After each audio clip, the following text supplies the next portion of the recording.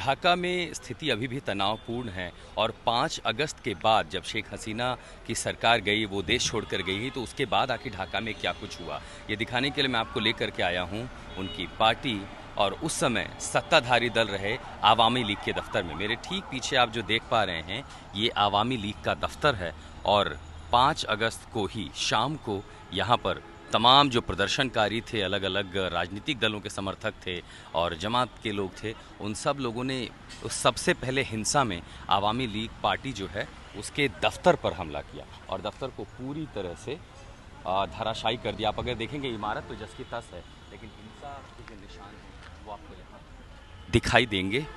और जैसे प्रदर्शनकारी यहाँ पर घुसे, देखिए हर चीज़ को तहस नहस की, आपको शीशे तोड़े उसके निशान आपको यहाँ दिखाई देंगे और आगजनी पूरी इमारत को आग के हवाले कर दिया। आज तक ग्राउंड ज़ीरो पर है और हम इस समय आवामी लीग के उस दफ्तर में हैं जहाँ प्रदर्शनकारियों ने हिंसा की, आगजनी की। आवामी लीग के तमाम जो नेता हैं वो या तो फरार हैं या फिर उनके साथ हिंसा हुई है, उनके घरों को आग के हवाले कर दिया गया है। और अब आप जो देख पा रहे हैं, ये आवामी लीग का हेडक्वार्टर है, बंगबंधु एवेन्यू, जो कि वीआईपी इलाका माना जाता है ढाका में।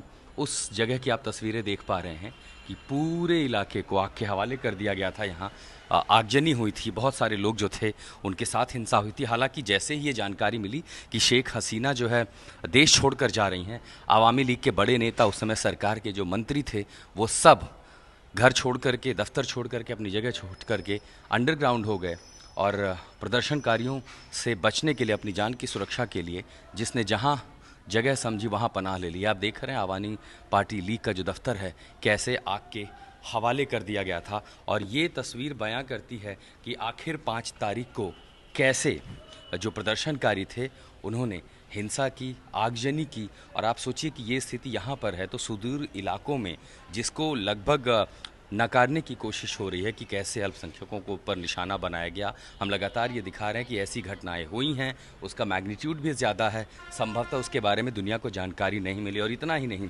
जो राजनीतिक विरोधी थे प्रदर्शनकारियों में, विपक्ष के लोग थे, उन सब ने मिल करके उस समय सत्ता दल के चाहे नेता हों, उसके समर्थक, उसके कार्यकर्ता हों, उनको निशाना बनाया।